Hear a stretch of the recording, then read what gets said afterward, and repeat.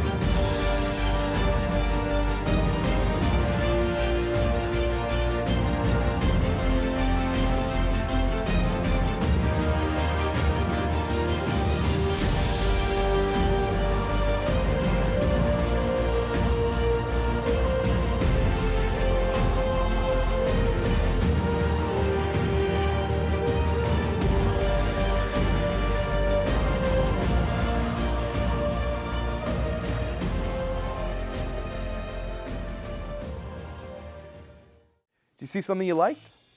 Do you want to get in on the game? E-production will give you hands-on experience with hardware and software to expand your creativity to its fullest potential. You'll create content and videos that'll get audiences engaged, laughing, and entertained. Are you tired of getting attacked by zombies and barely making it out alive? Are you frequently getting bit? Loved ones dying because of a lack of weapon readiness? Regan Hayes here with My Bat. My Bat is the only weapon you'll ever need to survive. Made of the strongest hickory wood in America, guaranteed to give you a lifetime of zombie beatings and bashings, no wear or tear. Now let's see this bat in action.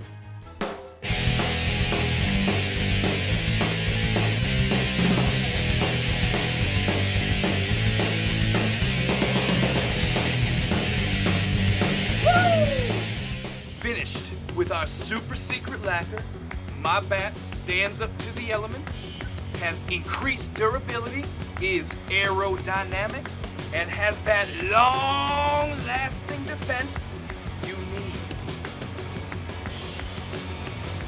You'll never run out of ammo, and you'll always come out swinging. Don't believe me? Let's hear from some of our satisfied customers. Little pig, let me know how you feel. I love My Bat. It's easy to use and it's kid safe. My bat has saved my life numerous times. There's no other weapon I'd choose.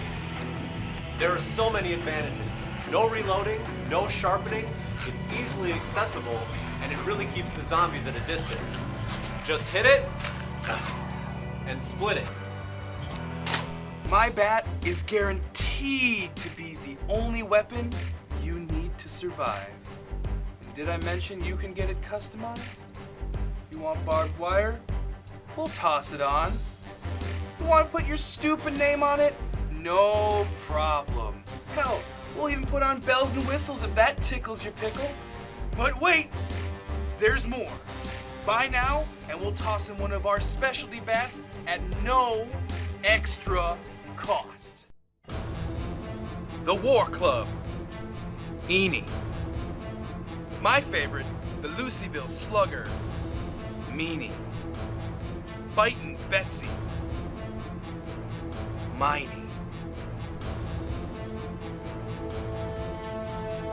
And the Growling Mo.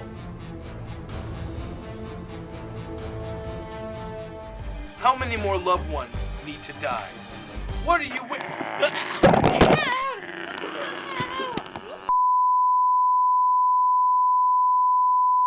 Order yours today. Seriously.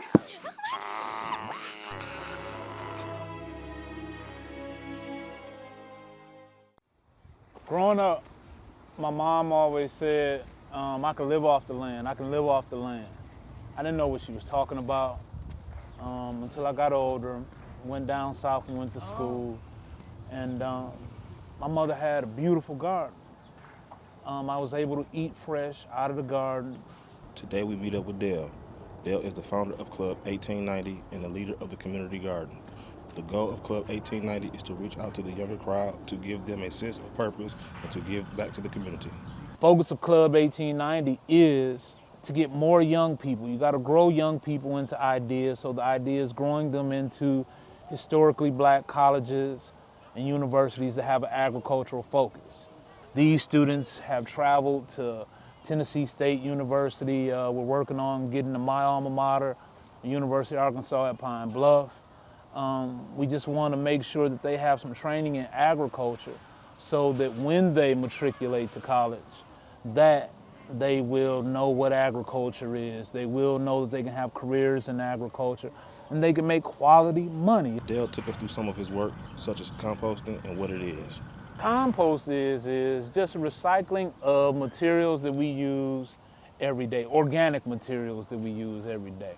Organic materials are carbon-based materials, whether it's cardboard, whether it is grass, leaves, whether it's produce. All those materials break down. Usually people throw them away, they go to the landfill. We know the earth is heating up, all those type things. So we just stepping in and helping the process work a little bit better and free recycling. Plants love it. I believe nature loves it because we're doing a natural process of things. Worms love it. And then once it's gone through its entire process, we get to reuse it again. Young people need an opportunity that says, okay, I can do something. Agriculture is kind of pass fail, but if it doesn't work out, you can grow something else. That's the beauty of agriculture. So it isn't a failure forever. We have the opportunity for young people to see another side of life they may not necessarily experience. Young people love agriculture. Young people love seeing something that they have worked on grow and sprout fruit. They have that opportunity to, just have a natural joy. That's a small win. We talk about getting wins in the community. This agriculture produces a small win, and then it can grow further through, again, their matriculation to 1890 universities, and it can allow them to come back into the community and do the same thing I'm doing. So, the young people are my compost. Recycle through them and let them come back and give something back to the community. For more information, you can visit the website at agfyi.weeply.com or go and visit the garden at Palmer Street and support the community garden.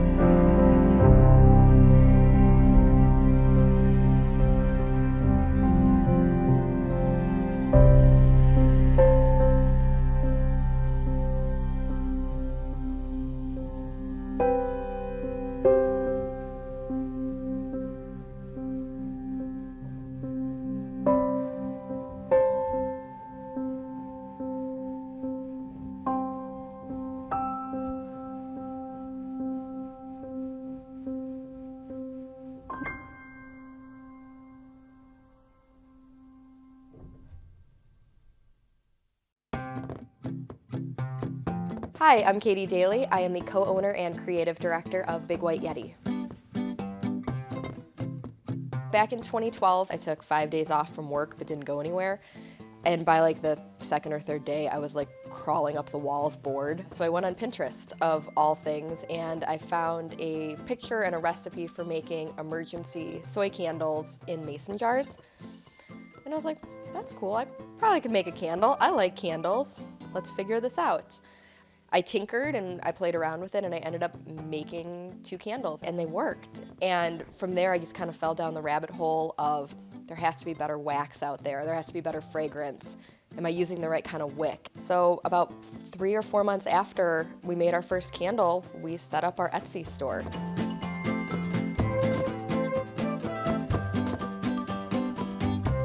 Our creative process when it comes to making a new scent starts with thinking about what do we want our final product to be, and then sort of deconstructing it backwards of what makes up that scent. So for example, we had a couple who wanted us to make custom wedding favors for them last year with candles that smelled like cayenne pepper. On its own, it is very peppery. It's very spicy.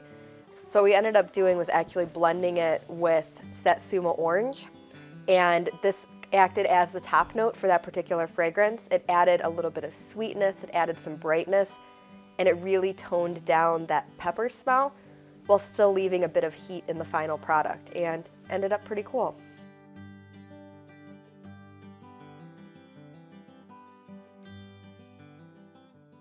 All right, so today we're gonna make some candles. We're gonna start with My Drunk Sass. The first thing that we do is weigh it out to make sure that the scale is at 0. We already have our fragrance oils mixed inside. It's at 0. We're gonna bring it over to the melter. And we're gonna start adding our hot wax to the fragrance and essential oils. And that should be enough, but I'll weigh just to make sure. Perfect. So at this point, we stir to incorporate the wax into the fragrance.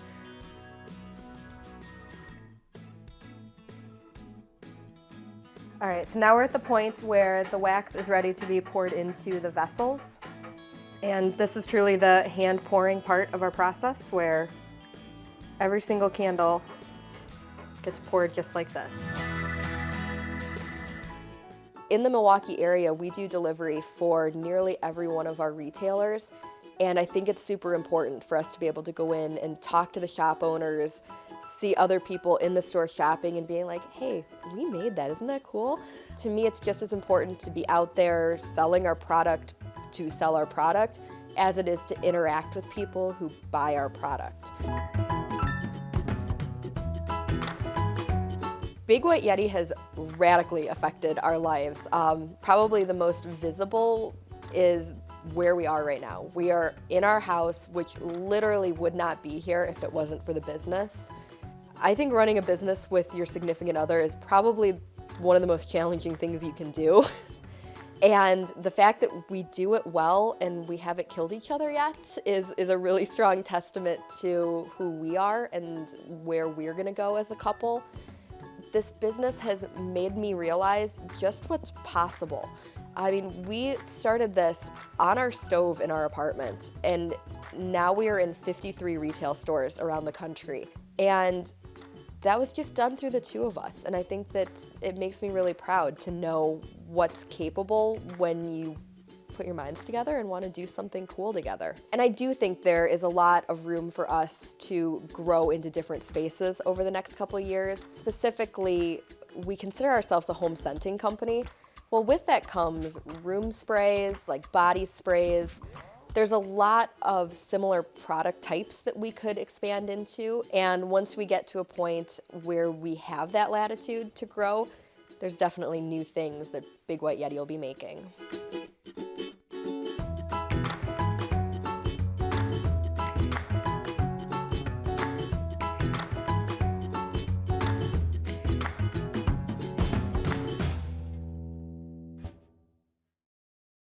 The Cornhusk doll is a Native American doll. There's a traditional story explaining the reason why the doll doesn't have a face.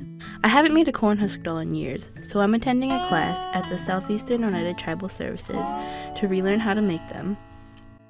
Now that I've learned how to make a corn husk doll, I'm going to make one on my own and show you how to make them. You'll need to soak the corn husks in water prior to making the doll. Step 1. First you'll want to take 3 even corn husks. Step 2. Then you'll want to line up the corn husks from tip to tip. Step 3. Even the husks on the bottom. You'll only want to cut off about 1/2 inch. Step 4. Take another separate corn husk and tear it into 3 pieces. Step 5. Gather the tips together and fold the tips together about 3 times. Step 6. Now take one of the torn pieces and wrap it tightly around the folded tips. The head of the doll is now taking shape. Step 7. Next you'll turn your doll upside down and put the husks over the head. You'll leave one piece out for the hair. Step 8. Take another one of the torn pieces and tie around under the head to become the neck of the doll. Make the tie on the back of the neck. Step 9. Now it's time to give your doll some hair. Tear the corn husks into strips of hair. This is a fun part because you can be as creative as you want with the hair. You can braid it, leave it free, use other pieces of corn husks to put bows in it, pretty much any style you can imagine.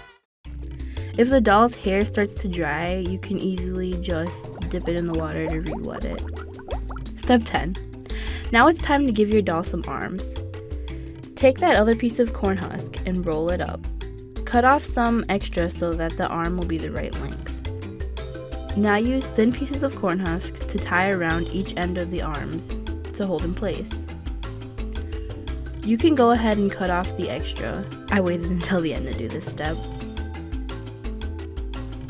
Step 11. Now you'll tear another corn husk for 2 pieces to wrap around the neck and crisscross on the body. Step 12.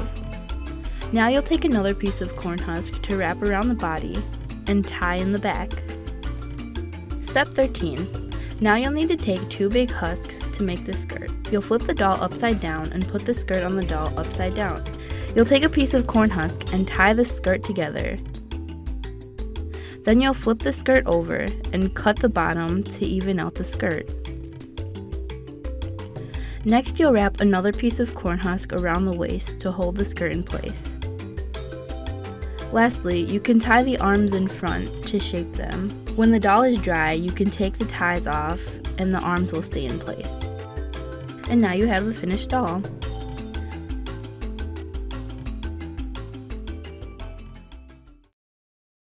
Thanks for watching this year's eProduction Showcase. If you're interested in wanting any information, contact this email below or contact MATC. Thanks for watching, have a good day, and we hope you enjoy the rest of the Student Operations 2017.